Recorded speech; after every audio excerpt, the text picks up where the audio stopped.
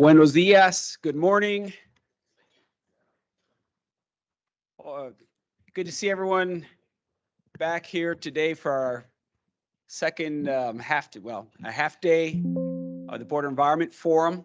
Just a couple reminders to everyone who's online. Here we have simultaneous translation. Please select your language and you will hear everything in that. You have to call into that number to hear the discussions and the panelists' presentations and remarks in that language. You can also download the app and use that to help communicate with us as needed. So again, thanks a lot again for coming and participating in the BEF. This is really all, whatever we can get out of it is what you all are bringing to this. And so on behalf of the Calixto Mateo, Salvador Lopez, and the entire NADBank team, thanks for bringing it today, yesterday, and I know you'll bring it today. I also want to thank and recognize yesterday's speakers, and in advance, some of the speakers we're going to hear and panelists we're going to talk about today. And in thinking about how to kick off today, I kept returning to Ambassador Salazar's question of how do we organize? And I wrote something down because I felt, it was a worthwhile, and it is a worthwhile question. But the more I thought about it, I was struck by the interrelatedness of the challenge, opportunities, and possible paths for development forward.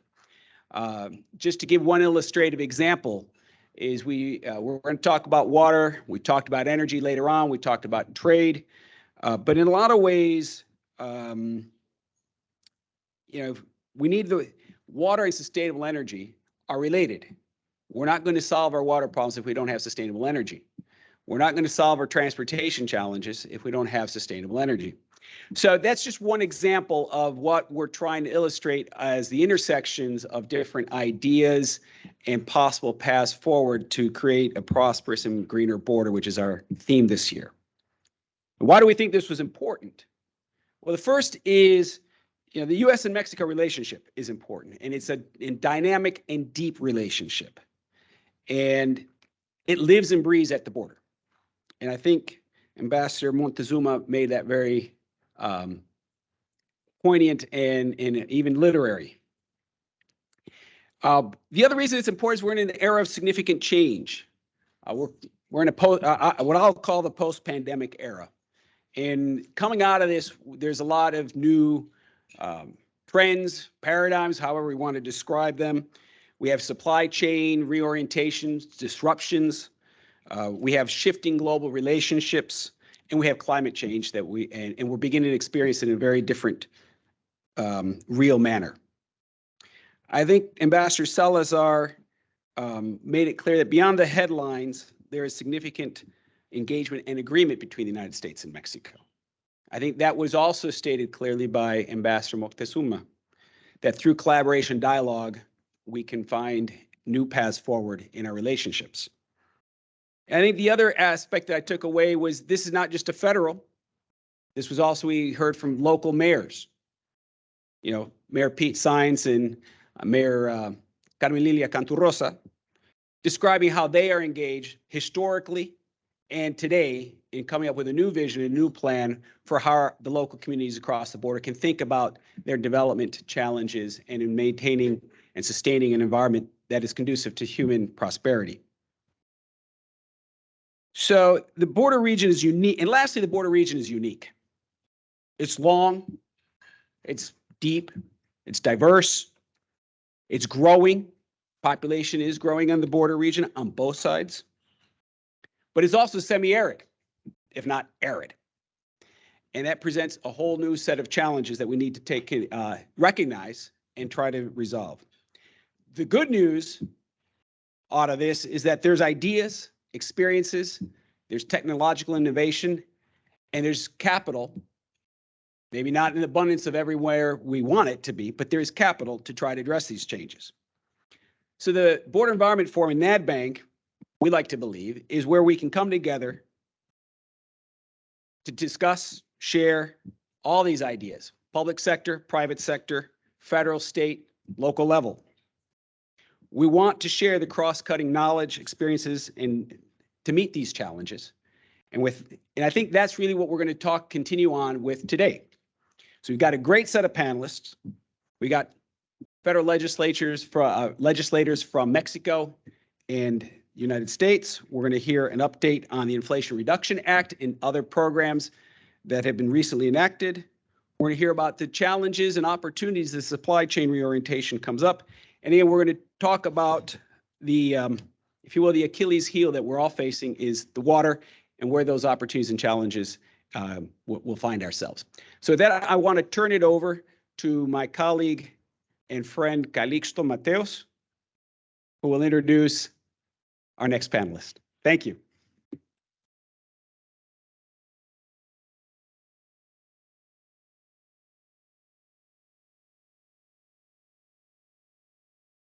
Thank you, John, for the kind introduction. I am excited to moderate today's keynote conversation with our friends, la senadora de México, Gina Cruz Blackledge, U.S. Congressman Tony Gonzales. I think I pronounced that correct.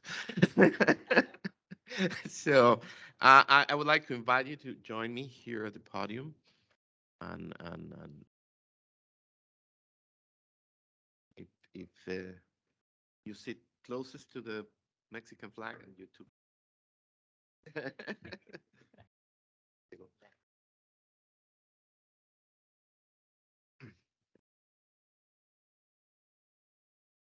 We're going to present a brief introductory video that we presented yesterday, so just that we remind what the bank does and what we do, and for you to know. There's no signal on the TV down there. Jesse? No, in the TV here. No matter.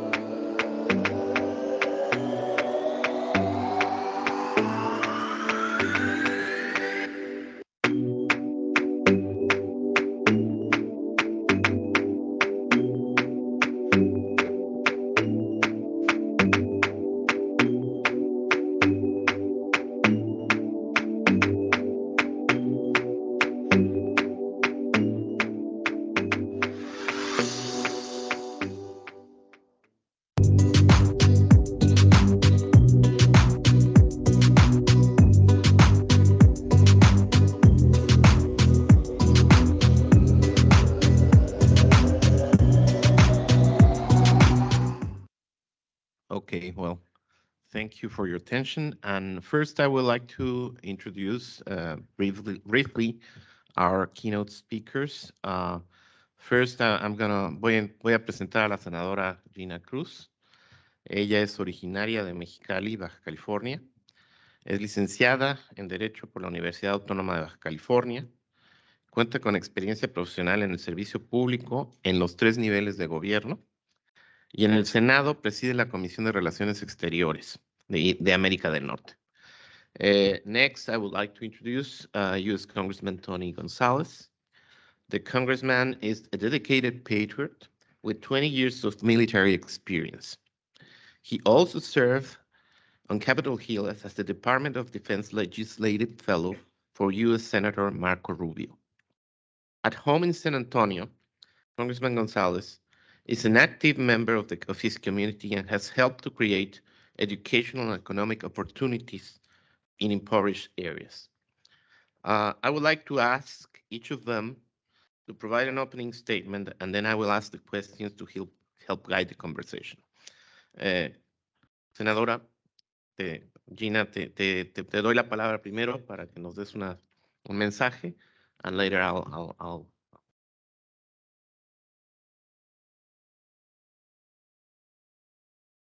Muy buenos días, tengan todas y todos ustedes.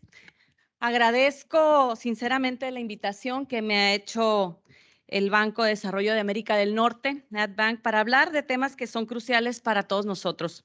También agradezco la moderación y la invitación de mi amigo Calixto Mateos, gracias. Y también la oportunidad y el honor de poder compartir este espacio con el congresista Tony Gonzales. Los retos que enfrentamos de manera conjunta México y Estados Unidos requieren de importantes esfuerzos públicos y privados bajo este nuevo paradigma que ha surgido recientemente, que es el de la gobernanza. La gobernanza responde al nuevo tipo de sociedades que se están configurando, menos verticales y más heterogéneas. La gobernanza responde también al agotamiento del viejo modelo de Estado que por sí mismo se encarga de todas las funciones y políticas públicas e incluso se expande para realizar actividades privadas mediante monopolios. Hoy más que nunca, además de alianzas regionales, es indispensable constituir alianzas entre sectores públicos, privados, social, académico y generar un entorno de competitividad y libertad comercial. Los problemas que compartimos México y Estados Unidos que se han hecho evidentes en la rica dinámica fronteriza requieren precisamente de voluntad política, reglas claras, criterios técnicos y esfuerzos compartidos. Enfrentamos retos inéditos que precisamente nos obligan a nuestra generación a tomar decisiones cruciales para garantizar que las próximas generaciones gocen de condiciones de vida mejores de las que hoy goza nuestra generación. El desarrollo sostenible es imperativo de gobierno y de vida y no solo una alternativa. El cambio climático nos impone el más grande reto que la humanidad ha enfrentado recientemente. Es ante este reto que quiero hablar de 2 temas de la mayor relevancia para nuestras naciones y en los que el NADBank tiene un papel crucial: la gobernanza del transporte y la gobernanza ambiental. Ambos temas son de gran complejidad y demandan esfuerzos públicos y privados, así como mecanismos de coordinación e integración. En primer lugar, la gobernanza del transporte en tiempos de cambio climático.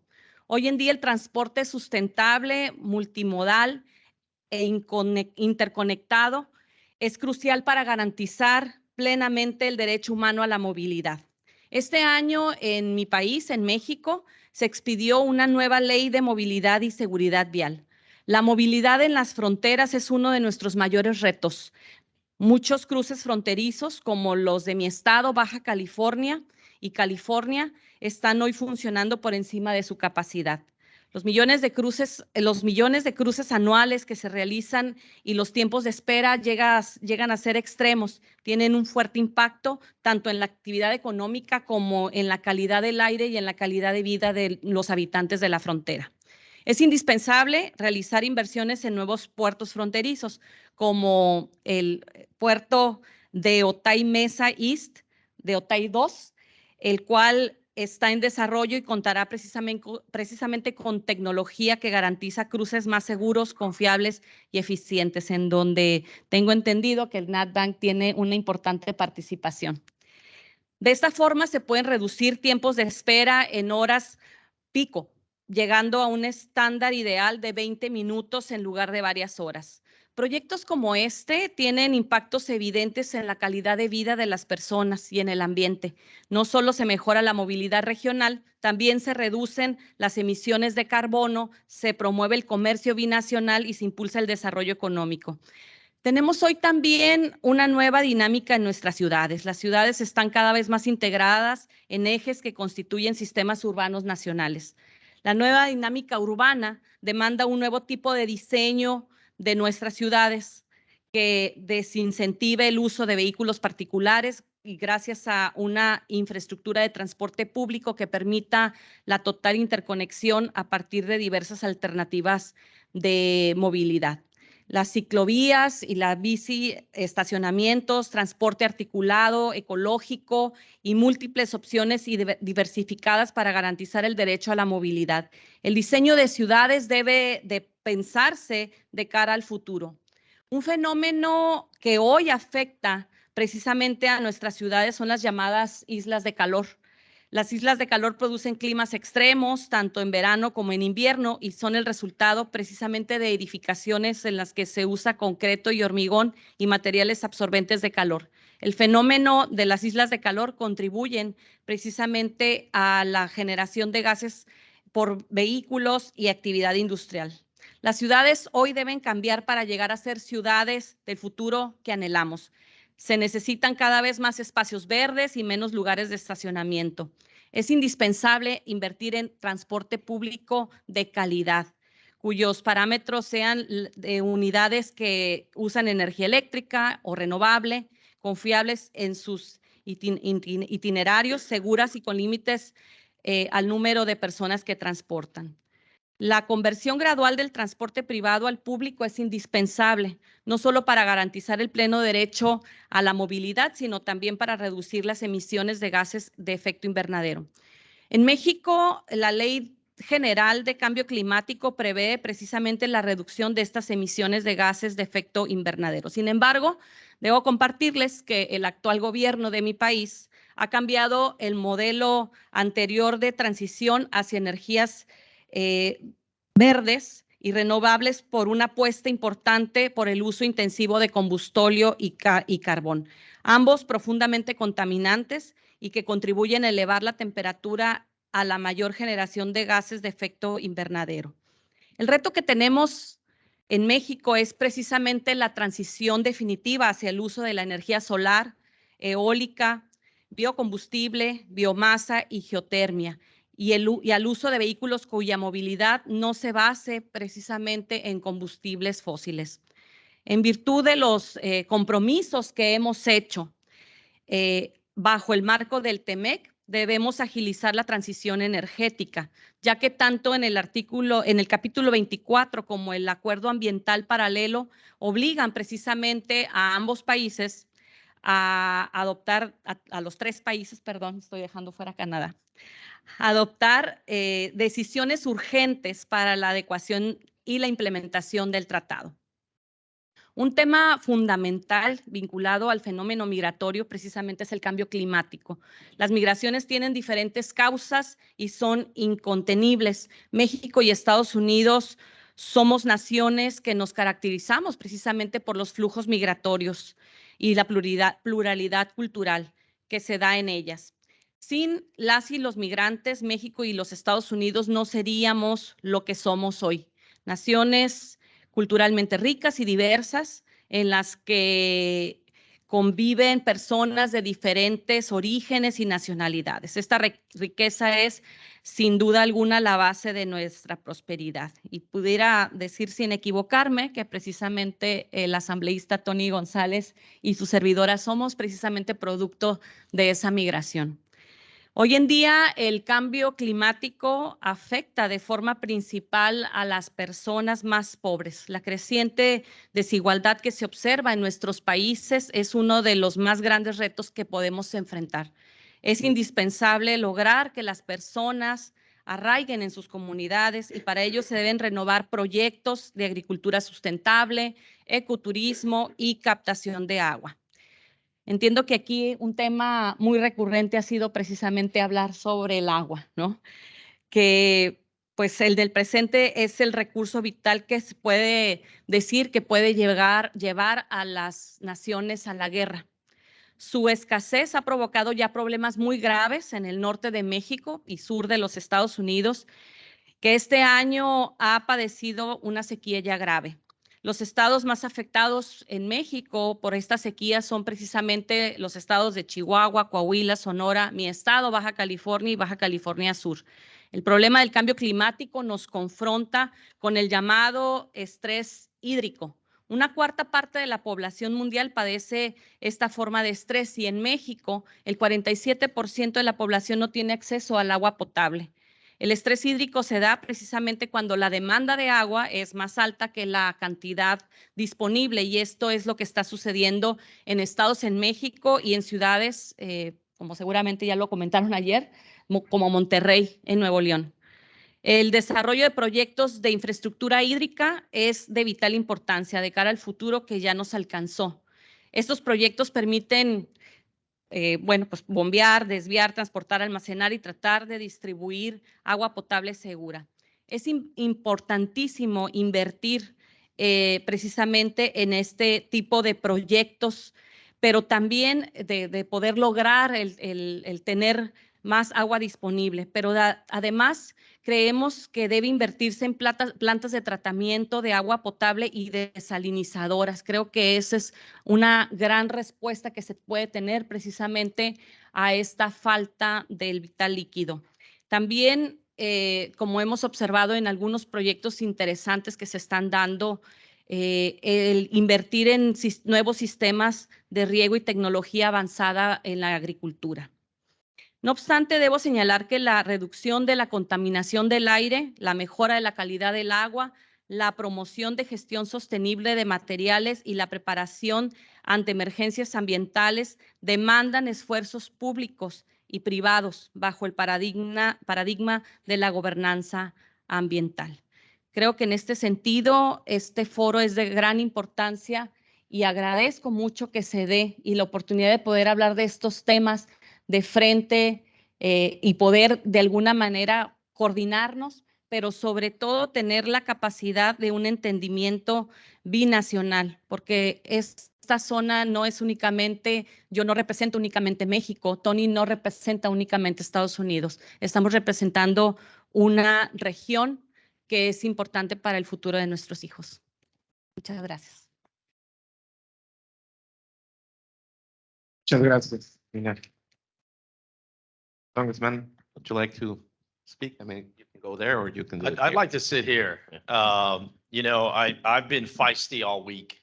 And, you know, today I had a suit and tie on and I don't want to wear a suit and tie.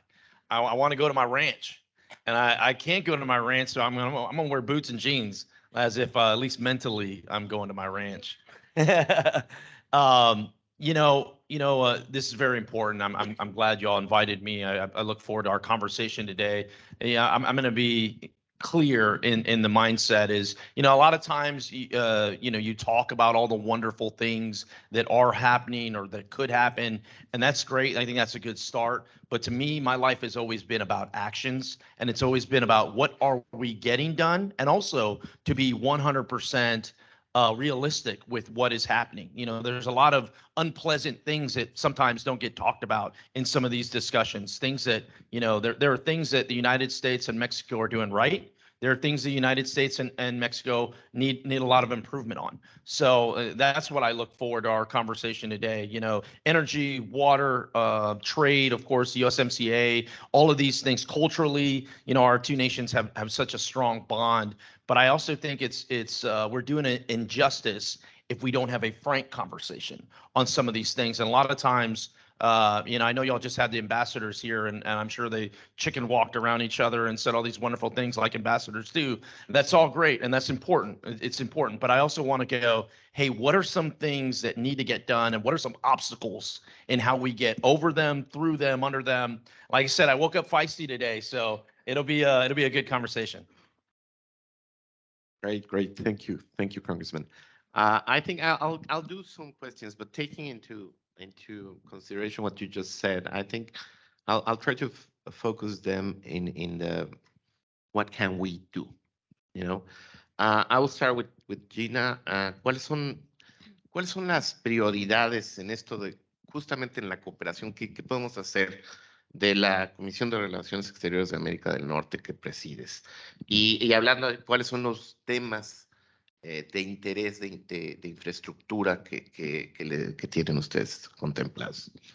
Bueno, pues gracias, Calixto. Gracias, Tony. Muy certero, muy honesto. Me encanta mucho la forma de hacer política aquí en Estados Unidos. Bueno, los grandes retos que tenemos, o que yo como presidente de la Comisión de Relaciones Exteriores América del Norte, es precisamente poder empujar de que mi gobierno cumpla con los compromisos adquiridos precisamente en el TEMEC. ¿Y por qué hablo de esto? Bueno, en México se acaba de aprobar, obviamente por la mayoría en las cámaras que son del partido que gobierna, del partido del presidente, una ley de energía eléctrica que es totalmente contraria al compromiso que adquirimos en el TEMEC. Una ley que obviamente, como lo dije en mi participación, es retrógrada, es regresar a la producción de energía con carbono, con pues contaminante, etcétera. Y bueno, ¿cuál es el reto que nosotros tenemos? Y en el caso yo como presidente es impulsar precisamente que se dé este cumplimiento, el seguimiento a cada uno de los capítulos del Tratado de Comercio, sobre todo porque pues para nosotros, y ahorita hasta acabamos de entrar precisamente un panel de controversia por el incumplimiento del mismo, y a nosotros nos interesa y no es, y hay que decirlo, Estados Unidos y Canadá son nuestros principales socios comerciales y creo que desde una perspectiva del gobierno no están entendiendo la gravedad que implica el no estar cumpliendo con los compromisos con tus principales socios comerciales. Y no es porque nos vayamos a poner de rodillas ante ningún país, ni vamos a perder la soberanía, simplemente hay compromisos y sobre todo darle importancia al futuro y lo que tiene que ver con el desarrollo de ahora sí que de nuestro país, ¿no? Creo que esa parte no se está entendiendo, cuáles son los proyectos que de alguna manera, pues obviamente yo como fronteriza me interesa mucho la infraestructura fronteriza, me interesa mucho el saneamiento y creo que hay algunos proyectos en este sentido. Sabemos que de alguna manera hay algunos ríos que están contaminados y que están afectando de alguna manera algunos condados de Estados Unidos. En este caso tenemos el río Tijuana. Voy a hablar de mi estado porque es lo que más conozco. Y creo que es muy importante el que podamos lograr estos acuerdos. Pero también hay que decirlo, estamos entrando en esta crisis de la que hablaba hace unos minutos, en donde pues obviamente debe haber una cooperación importante en materia de agua, ¿no? Y en esa parte a mí me interesa y me corresponde mucho el buscar que México cumpla precisamente con los compromisos adquiridos. Y un tema muy importante que también está plasmado en el Tratado de Comercio. Se trata de transparencia y rendición de cuentas. Y creo que en ese sentido, por lo menos en el tiempo que me toque y pueda yo seguir en el Senado de la República, pues va a ser un tema que voy a estar impulsando. Muchísimas gracias, Gina. Muy interesante. Let's go with Tony now. You have one of the largest congressional districts, as well as the one that the longest borders with Mexico. What issues do you see that need to have immediate action? Yeah, so I represent Texas's 23rd district. It's 42% of the southern border. It's over 800 miles of U.S.-Mexico border. I woke up in San Antonio. I will go to bed tonight in El Paso. I'm literally always on the road, always visiting these communities. And I'd say it's different for different areas. because El Paso is much different than, let's say, Eagle Pass or Del Rio, and that's different than Laredo, and that's different than Brownsville. They're just different, right? Different than Tijuana or San Diego or Nogales. I mean, it's just all very different. So one of the things that I try to explain to my colleagues and others in the United States is that aspect of it. Just what you see on TV or what you hear, or maybe even you visited one time, doesn't mean you understand the border. Even though I'm on the border like literally every week, that also doesn't mean I fully understand all aspects of it. Some of the things that I spend a lot of time in is the security piece. I spent 20 years in the military, and to me, if you don't have security, you don't have other things. You don't have prosperity. You don't have economic opportunities. It stunts the cultural growth. So security is a big aspect of that, and that's an area that concerns me. You know, what's happening right now along the border, this is not normal, and it shouldn't be normal. Look, immigration has always been an issue. It will always be an issue, but nothing like this. And to me, what I see is happening is because all the attention is on the security piece to it, we can never move on, or I wouldn't say never. It's much more difficult to move on to the economic piece, to the development piece, to the cultural piece. One of the things that I do is I host a lot of members of Congress at the border. I've hosted 12 congressional delegations.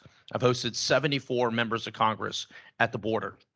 And it's not easy to get to some of these places. El Paso is pretty easy. You can fly in there and fly out, pretty easy, check in the box. But try getting to Eagle Pass, try getting to Del Rio, try getting to Presidio. Some of these places are not easy to get to. And part of what we do is, as I tell my colleagues, I go, look, you're going to see the security piece of it because that's what's attracting a lot of them. But there's so much more to the border than just that.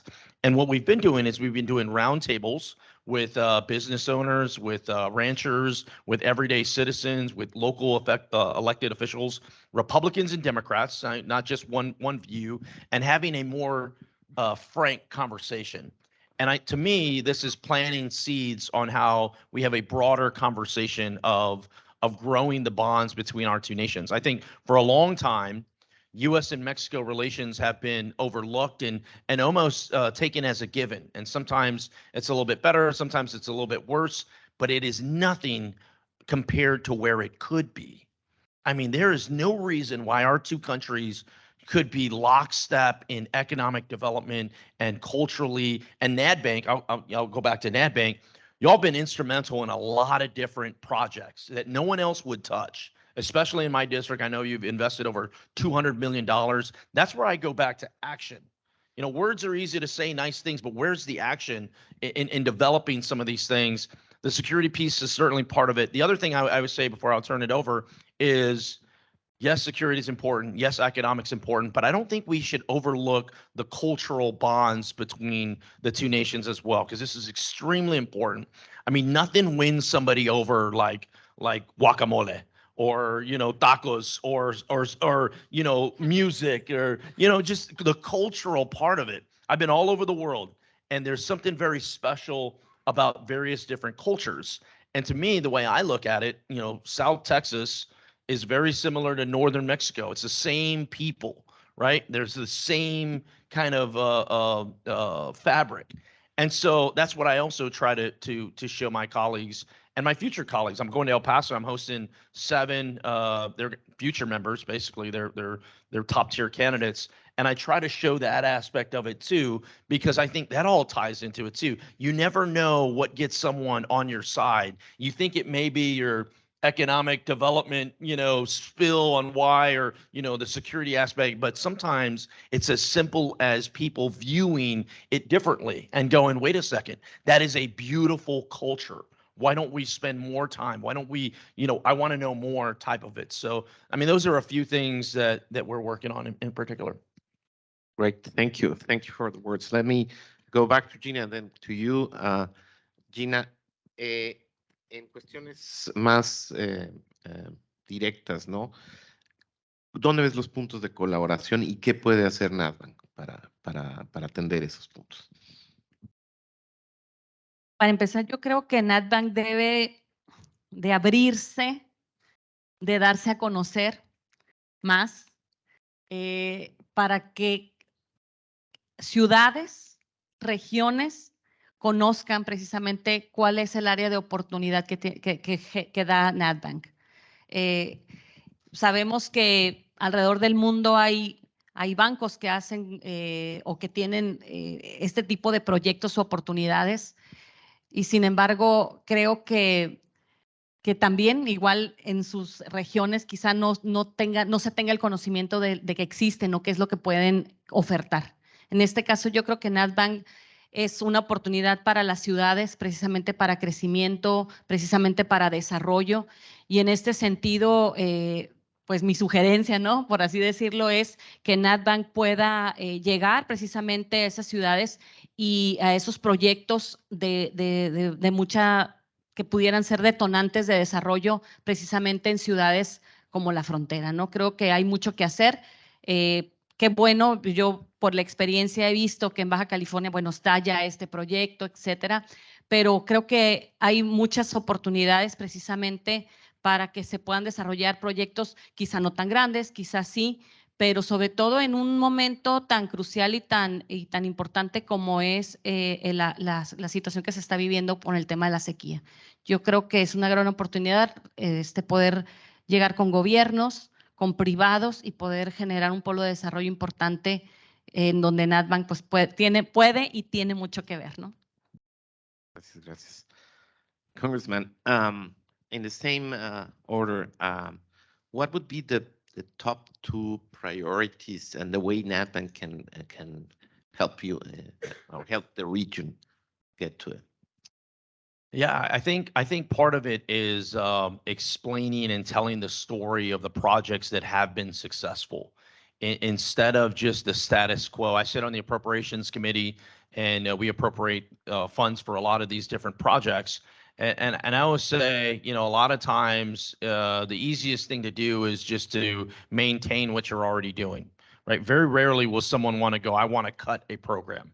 Right? Because you cut a program, all of a sudden, no one's coming up to me and lobbying to have their programs cut, right? Everyone's going, I need more money. So most people will just go, all right, look, I don't understand it. Let's just not touch it. But to the part of, hey, how do you grow it? I'm very conscious of how we're spending money. And the United States is spending money at an incredible clip.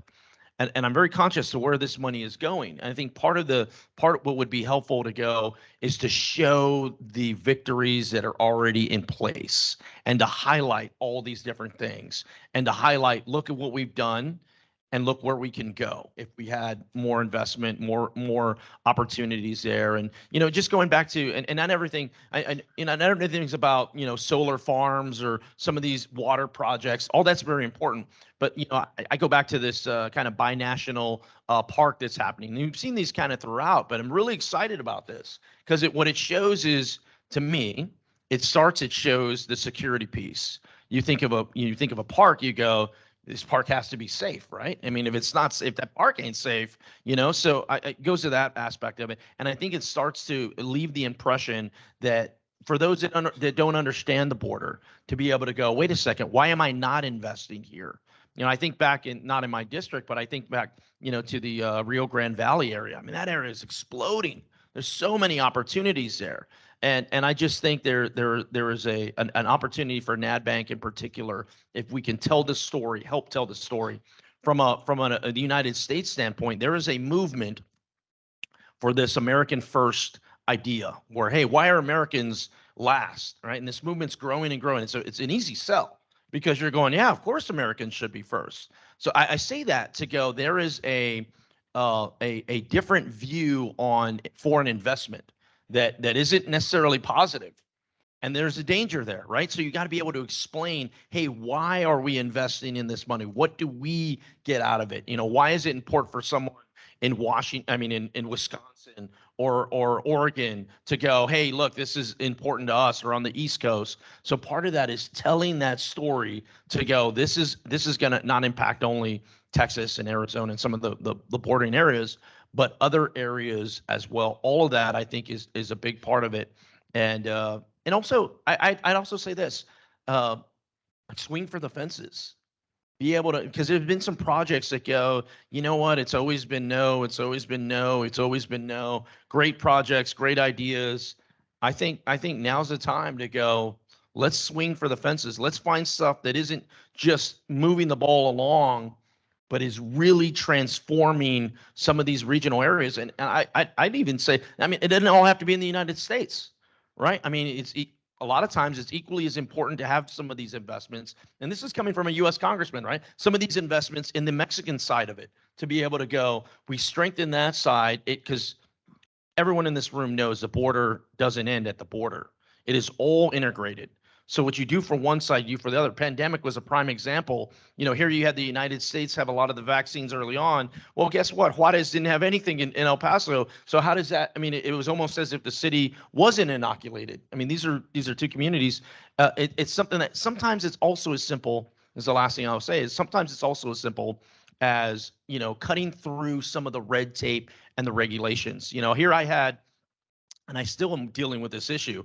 You know, I had a lot of folks that were from Mexico that would come over to the United States to give blood, get some resources, and they would, you know, use that money to purchase on the American side, and then they go back. To me, that's a win-win for absolutely everybody, right? That's just a small example of it. But you had someone step in, you know, the administration step in and stop some of these things instead of encouraging more of these things. So I just think those are a few ideas. Great. I think I get a lot of homework out now out of you too. We will be working on that, but we will also be working with yourselves so that we can get more ideas and get more collaboration and with both sides, with Mexico and the US. I really thank you for being here, and let's continue with our next panelists. Thank you. Thank you.